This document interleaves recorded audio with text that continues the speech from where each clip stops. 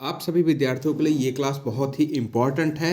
आप सभी विद्यार्थियों के लिए इससे पहले हम आपके लिए एक क्लास अपलोड कर चुके हैं महामैराथन के लिए। उसका पार्ट 2 है ये। जिन्होंने पहला पार्ट नहीं देखा वो लोग देख सकते हैं, और क्योंकि पार्ट 1 अगर आप लोग देखेंगे तो सीरियल वाइज सारे क्वेश्चंस का रिवीजन कर सकेंगे, क्योंकि ये क्लास आपके लिए बहुत ही इम्पॉर्टेंट है। तो सभी विद्यार्थियों को सबसे पहले मैं बोलूँगा हैप्पी न्यू ईयर। आप सभी विद्यार्थियों को नव वर्ष की हार्दिक शुभकामनाएं। तो दोस्तों, आप सभी लोगों की तैयारी तो बहुत अच्छी चल रही है, क्योंकि आपका पता है कि आपको पेपर का बिल्कुल टाइम नहीं बचा है। आज आपकी 1 जनवरी हो गई है, 2 एंड 3 यानी कि 2-3 और आपके पास रिवीजन करने का टाइम है, क्योंकि आप 2 दिन रिवीजन करेंगे फिर आपका 4th एंड 5th में क्या है, एग्ज़ाम है। ठीक है, तो आपके पास बहुत ही कम समय बचा है। कम समय में हम छोटी छोटी क्लासेस को देखकर जो भी यहाँ पे इस क्लास में हम सिलेक्टेड क्वेश्चन ले रहे हैं, इस क्लास को पूरा देखिएगा, क्योंकि ये इस क्लास में हमने वही क्वेश्चंस लिए हैं जो आपके एनटीए लेवल के क्वेश्चंस होते हैं और आपके कहीं ना कहीं एग्जाम्स में पूछे गए हैं क्वेश्चंस। ठीक है, तो उन्हीं क्वेश्चनों को आपको यहाँ पे कराया जा रहा है, तो आप लोग पूरा कंप्लीट करिएगा। तो जितने विद्यार्थी अभी तक चैनल को सब्सक्राइब नहीं किए, सब्सक्राइब अवश्य कर लें, जिससे कि कोई वीडियो अपलोड हो तो आपको आसानी से मिल सके। अगर आपको किसी प्रकार की कोई मिस्टेक या कोई प्रॉब्लम्स लगती तो कमेंट बॉक्स में ज़रूर बताएं, हम कोशिश करते हैं उसको सुधारने की। दोस्तों, यहाँ पे रिवीजन करा रहे हैं, तो रिवीजन आपको करना है। सबसे फर्स्ट क्वेश्चन है, यहाँ पे नंबरिंग को ध्यान नहीं रखेंगे, क्योंकि हमने जगह जगह से क्वेश्चन उठाए हैं जो आपके एग्जाम्स के लिए इंपॉर्टेंट हैं। पहला क्वेश्चन है, निम्नलिखित में से किसने गदर पार्टी की स्थापना की है। तो गदर पार्टी की स्थापना की बात कर ले तो आपके लाला हरदयाल जी ने गदर पार्टी की स्थापना की है, क्योंकि ये आपका क्वेश्चन एसएससी स्टेनोग्राफर 2011 में पूछा गया, स्टेनोग्राफर में पूछा गया, यानी कि तो आपका इलाहाबाद हाई कोर्ट्स के लिए इंपॉर्टेंट होता है, क्योंकि एसएससी के क्वेश्चंस बहुत ज़्यादा, आप लोग जब प्रीवियस क्वेश्चन उठा के देखेंगे तो उसमें एसएससी के बहुत ज़्यादा क्वेश्चंस पूछे गए हैं। नेक्स्ट क्वेश्चन आपका, निम्नलिखित में से किसने मद्रास में रेतवाड़ी व्यवस्था लागू की थी। तो दोस्तों, रेतवाड़ी जो व्यवस्था है सर थॉमस मुनेरो ने लागू की थी। ऑप्शन नंबर बी करेक्ट हो जाएगा। नेक्स्ट क्वेश्चंस की बात कर ले यहाँ पे दोस्तों, आपका देखेंगे यहाँ पे किस भारतीय राज्य पर कब्जा करने के लिए राज्य अपहरण नीति को नहीं अपनाया गया था। तो दोस्तों, ये आपका पंजाब पे, ठीक है, ऑप्शन नंबर डी करेक्ट हो जाएगा। नेक्स्ट क्वेश्चन देखेंगे, नेक्स्ट क्वेश्चन की बात करें यहाँ पे, आपका गवर्नमेंट ऑफ इंडिया 1935 किस पर आधारित था। तो गवर्नमेंट ऑफ इंडिया जो 1935 है, ये आपका साइमन कमीशन पर आधारित था। किस पर आधारित था? साइमन कमीशन पर। ठीक है, ऑप्शन नंबर ए करेक्ट हो जाएगा। नेक्स्ट क्वेश्चंस की बात कर लेंगे, उस वर्ष 1885 ईस्वी में हुए भारतीय राष्ट्रीय कांग्रेस की प्रथम मीटिंग की अध्यक्षता किसके द्वारा की गई थी।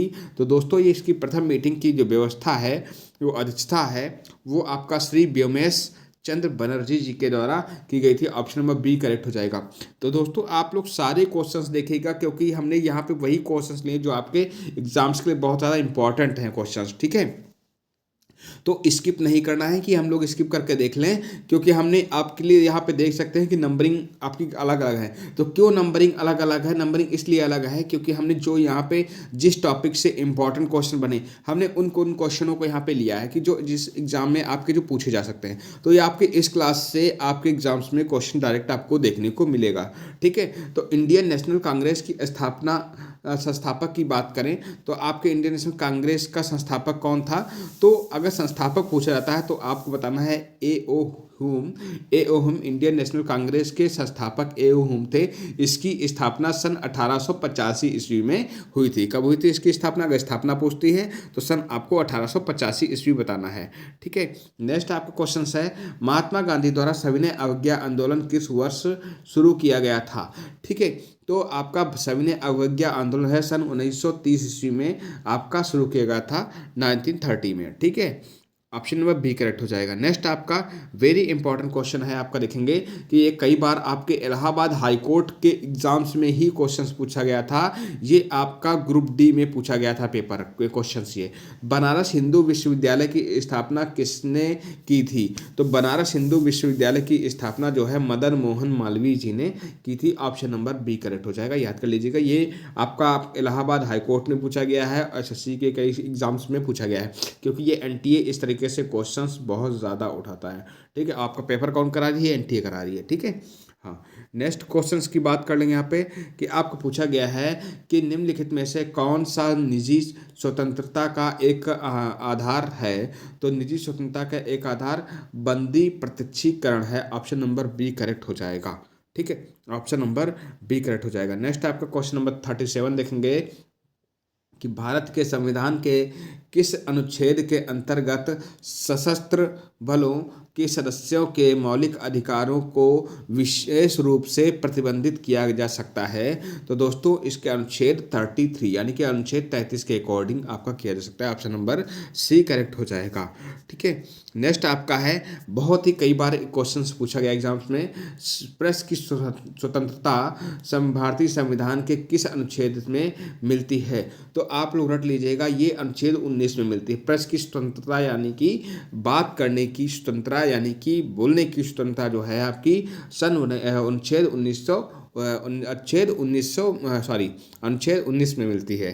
ठीक है, नेक्स्ट क्वेश्चंस की बात कर लेंगे। यहाँ पे आपका नेक्स्ट क्वेश्चन है आपकी स्क्रीन पे कि भारतीय संविधान के अनुसार संपत्ति का अधिकार है। तो भारतीय संविधान के अनुसार जो है संपत्ति का अधिकार कैसा है, विधिक अधिकार है। कैसा है अधिकार, ये विधिक अधिकार है। तो दोस्तों अगर आपको वीडियो पसंद आई है तो कमेंट बॉक्स में बताइए कि आपको ये वीडियो अच्छी लग रही है, तो हम आपको इस तरीके से एक दो वीडियो जल्द से जल्द प्रोवाइड करा दें।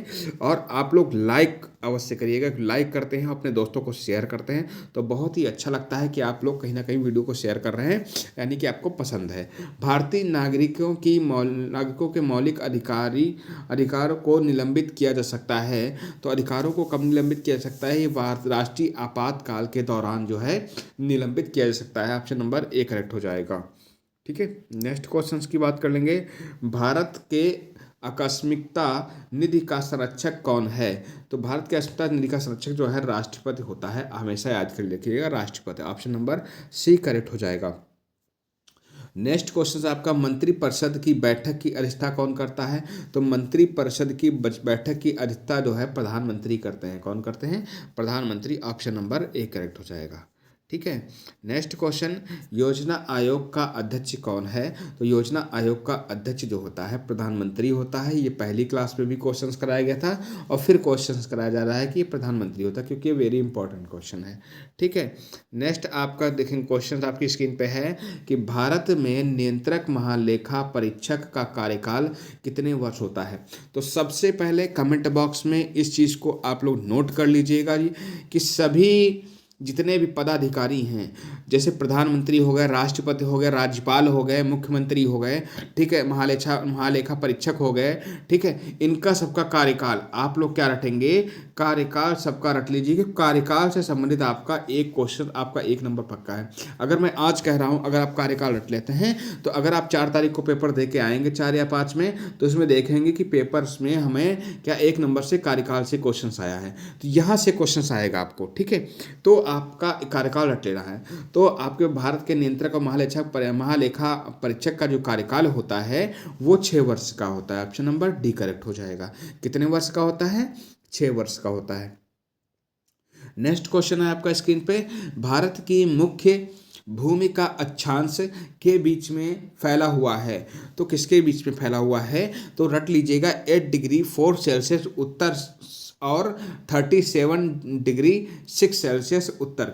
ऑप्शन नंबर ए करेक्ट हो जाएगा। ठीक है, ये आपका देखिए कई बार क्वेश्चन एग्जाम्स में पूछा गया है।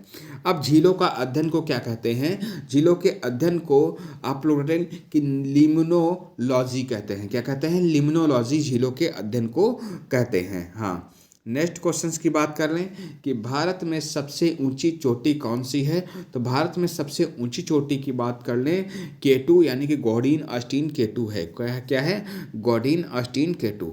ठीक है, शिव समुद्रम जलप्रपात किस नदी के मार्ग में पाया जाता है। तो शिव समुद्रम जलप्रपात जो है आपका कावेरी नदी के मार्ग में पाया जाता है। किस नदी में, कावेरी नदी के मार्ग में पाया जाता है। नेक्स्ट आपका कपास के उत्पादन के लिए सबसे अच्छी मिट्टी कौन सी होती है? तो कपास के उत्पादन के लिए सबसे अच्छी मिट्टी काली लावा मिट्टी होती है। काली लावा मिट्टी जो होती है प्रकाश के उत्पादन के लिए सबसे अच्छी, कपास के उत्पादन के लिए सबसे अच्छी मिट्टी होती है।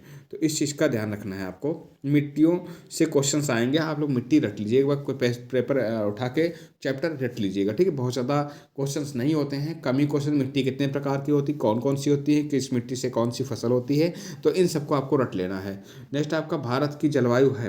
तो भारत की जलवायु कैसी है? भारत की जलवायु जो है मानसूनी जलवायु है। कैसी जलवायु है? मानसूनी जलवायु है भारत की जलवायु। नेक्स्ट क्वेश्चंस देखेंगे आप लोग यहाँ पे कि भारतीय प्रायद्वीप की सबसे लंबी नदी कौन सी है? तो भारतीय प्रायद्वीप की सबसे लंबी नदी गोदावरी नदी है, ठीक है। कैसी नदी है? गोदावरी नदी है। नेक्स्ट, दो नदियों के बीच उपजाऊ भूमि को कहते हैं। तो दो नदियों के बीच की उपजाऊ भूमि को क्या कहते हैं?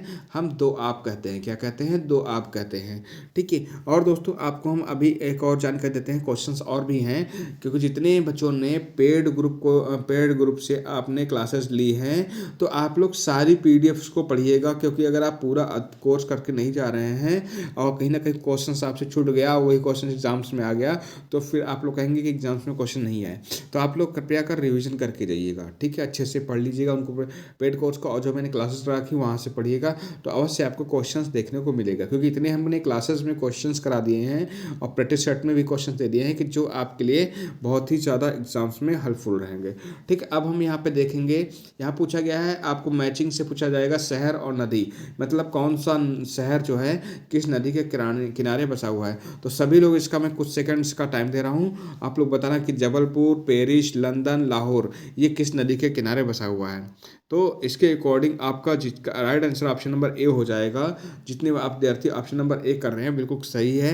अब कैसे मैचिंग करना है आप लोग देख लेंगे यहाँ पे कि जबलपुर जो है आपका नर्मदा नदी के किनारे बसा हुआ है, पेरिस जो है आपका शीन नदी के किनारे बसा हुआ है, ठीक है। लंदन जो है टेम्स नदी के किनारे बसा हुआ है, लाहौर जो है आपका रावी नदी के किनारे बसा हुआ है। तो ये आपके लिए बहुत ज़्यादा इंपॉर्टेंट है, ठीक है, वेरी इंपॉर्टेंट है, ठीक है।